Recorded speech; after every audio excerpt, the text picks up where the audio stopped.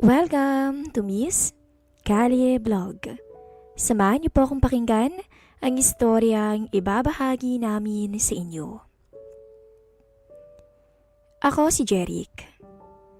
Nakatira kami ng aking asawang si Jenna sa isang subdivision sa Laguna. Inupahan namin ang isang bungalow house na dating bahay ng kanyang tita para matutunan na naming bumukod. Ako ay 29 anyos pa lamang. Samantalang si Jenna ay 25 anyos. Maayos ang bahay na inupahan namin. May 2 kwarto, malawak na sala at maaliwalas na kusina na kadikit ng dining area. 2 ang banyo nito. Isa sa aming kwarto at isa malapit sa kitchen. Malinis at maganda pa ang loob. Pero dahil may edad na rin ang bahay at ang sabi sa amin ay 6 na taon na ang nakalilipas nang maipatayo ito, kaya kinailangan na rin ng repainting, lalo na yung sa labas ng bahay. Nagalok ang tiyahin ni Jenna na ipapaayos muna bago kami lumipat ni Mrs. Ngunit dahil excited na kaming lumipat, nagdesisyon kami na lang ang bahalang magpapintura ng bahay. Total ay napakamura ng upang binigay sa amin. Lumipat kami ng Biyernes ng umaga.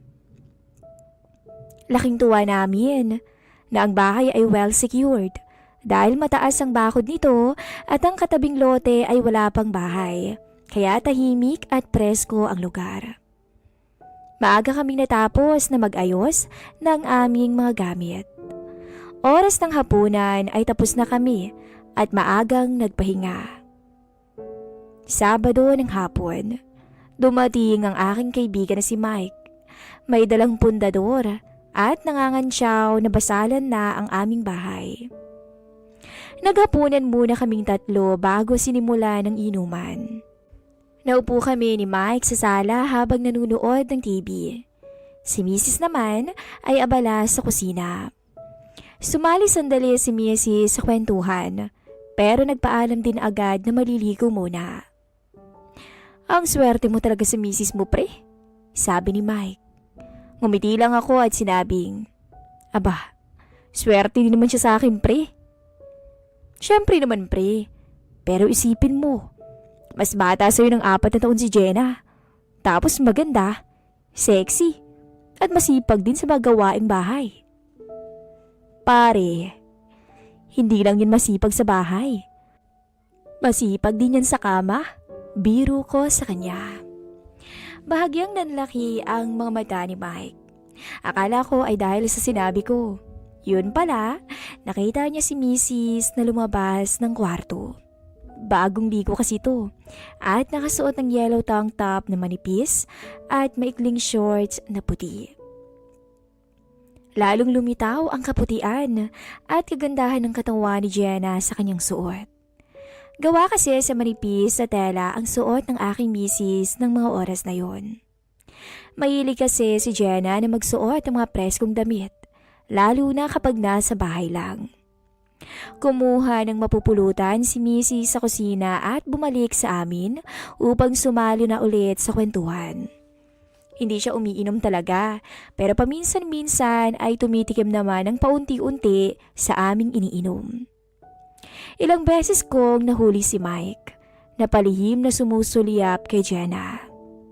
Napapangiti na lang ako at natatawa sa itsura ni Mike, na halatang hindi mapakali sa maganda kong asawa. Maya-maya, nawala ang tensyon nang mabanggit ko kay Mike na gusto kong papinturahan ang labas ng bahay para lalo itong lumiwanag. Nagsabi naman siya na may kakilala siyang mahusay na pintor. Kababata daw niya at anak ng labandera nila sa Makati. Nagkaroon kami ng usapan na papupuntahin niya sa susunod na linggo ang kakilala niya para malaman kung magkano ang magagastos sa pagpapapintura ng bahay. Tinuloy na nga namin ang inuman hanggang sa hindi na namin namalayan ang oras dahil naparami kami ng kwentuhan. Pagtingin namin sa orasan ay mag-aalas 11 na pala ng gabi, kaya agad nang nagpaalam si Mike na uuwi na. Nagpaalam din siya kay Mrs. pero dahil nakainom na ay nakuha pang humalik ni Mike sa pisngi ni Jenna. Sabay yakap sa bewang nito at napahaplos pa ibaba. Hindi na lang ako nagpahalatag nakita siya at nagkunwaring nakayuko at nag-aayos ng mga kalat sa mesa. Pero pansin kong nagulat si Mrs. sa kapilyuhang iyon ni Mike. Pero hindi rin naman maipagkakaila na parang may iba sa reaksyon ni Mrs. ng oras na yun. Dumating ang weekend. Araw ng Sabado. Bumalik sa bahay si Mike kasama ang kaibigang pintor na si Roel. Pansin ko na naman ang mga palihim na pagsulyap ni Mike sa aking asawa habang ipinapakilala niya si Roel. Maging ang 39 anyos na pintor ay nabigla rin si itsura ng aking misis. Nagkaroon kami ng kaunting pag-uusap sa mga bagay-bagay. Hanggang maya-maya ay nagkaayos na kami sa presyo at napagdesisyonan na nasimulan ang pagpipintura sa bahay sa darating na Lunes. Mukhang mabait naman si Roel. Sabi ko kay Mrs. nang kaming dalawa na lang sa bahay. Oo naman. At may tsura din. Matangkad. At magandang katawan. Mas mukha pang ang trabahador si Mike kesa kay Roel. Sagot ni Jenna. Pero, nakita mo ba kung paano makatingin sa'yo si Mike? Pati ang si Roel? Tanong ko kay Mrs. Oo naman. Ako pa ba? Nakangiting sagot ni Jenna. Noong nag-inuman nga kayo, nahuli ko na si Mike kung saan-saan nakatingin no. Pahabol pa niya. Napansin mo din pala? Sagot ko. Nagtaka nga ako eh. Hindi mo pinatulog dito si Mike nung gabing yun? Pabiro ni Missy sabay lakad patungo sa labas ng bahay para sumakay ng kotse. Aalis kasi kami ng hapon na yon para mamili ng mga pintura at iba pang gamit. Para naman kumpleto na ang mga materyales na gagamitin sa Lunes. Dumating na nga ang Lunes. Late ako pumasok sa trabaho para kausapin muna saglit si Roel at ibilin ang mga dapat gawin at pinturahan. Mag-isa siyang dumating dahil hindi raw nakaabot ang kanyang pinsa na galing pa sa probinsya. Nang makita kong maayos na ang lahat, ay nagpaalam na ako kay Mrs. at pumasok na sa trabaho. Pero bago ako umalis, biniro ko muna si Mrs. Akitin mo kaya si Roel? Pilyo kong sabi sa kanya. Ewan ko kung ba't ko naisipang sabihin yon kay Jenna. Pero siguro ng mga sandaling yon, ay gusto ko ring makatry ng mga bagay na makakapagbigay lalo na ng alab sa pagsasama namin ni Mrs. Natigilan si Jenna nang sabihin ko yun.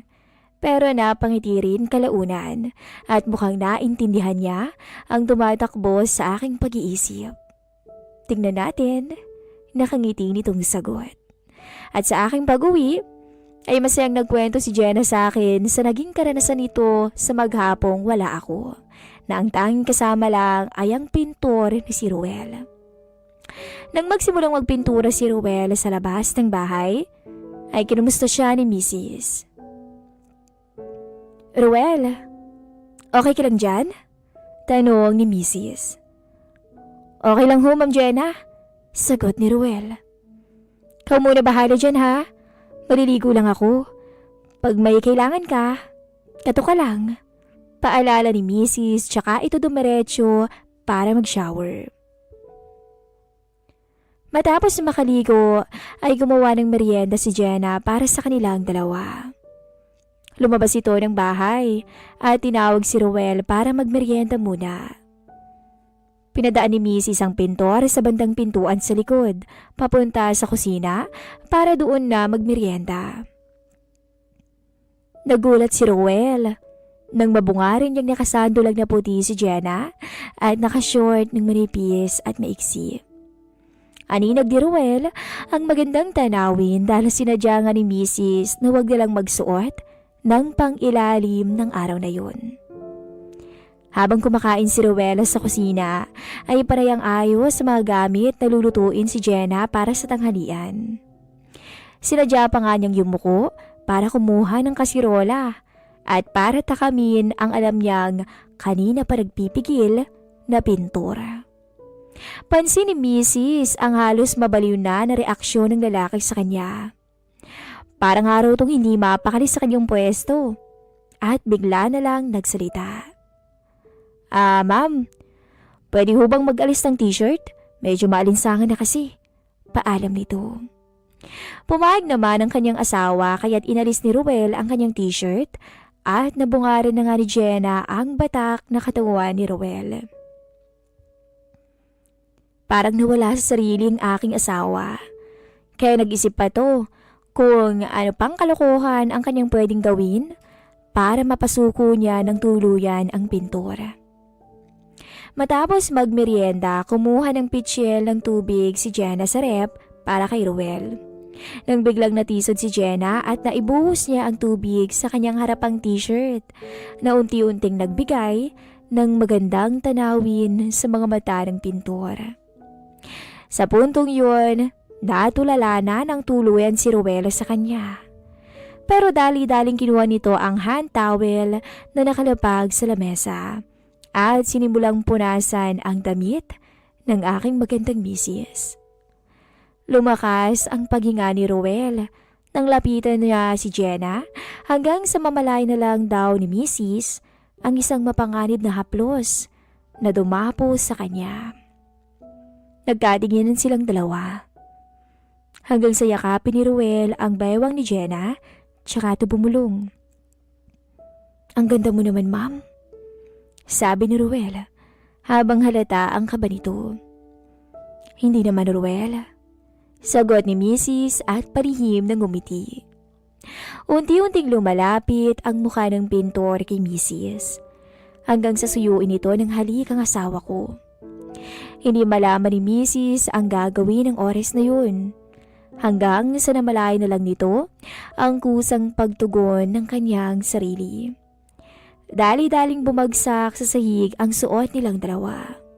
Hanggang sa biglang binuhat ni Ruel ang aking asawa at iniupo sa kitchen counter. Nagkangitian silang dalawa na parang kinakabahan sa tensyong bumabalot sa kanilang dalawa. Hanggang sa masuyong binukas ni Ruel ang mga binti ni Jenna at isinampay ito sa kanyang balikat. Maging ang asawa ko ay napangiti ulit kahit alam niya sa sarili na kabado pa rin siya. Napatingala nilang si Mrs. at napapikit nang tuluyang makagawa ito ng isang pagkakasala na hindi niya makakalimutan. Hindi akalain ni Jenna na mababaliw siya sa ibang lalaki ng ganun. At wala siyang nagawa kundi hayaan lang si Ruel na pagsawaan siya sa anumang paraang gustuhin ito. Hindi lubos akalain ni Mrs. na hantong sa ganun ang pangaakit niya sa trabahador na si Ruel dahil wala sa plano niya na iyalay ng buo ang sarili sa iba na hindi naman niya asawa. Pero mukhang napasobra yata ang kapilyuhan niya. Kaya nahantong sila sa ganong sitwasyon. Natawa na lang si Mrs. habang nagkukwento dahil mukhang napasobra daw talaga sa merienda ang trabahador nila sa kusina. Maya-maya ay hingal at pawisan silang nagkatinginan. Tsaka nagtawanan sa nangyari.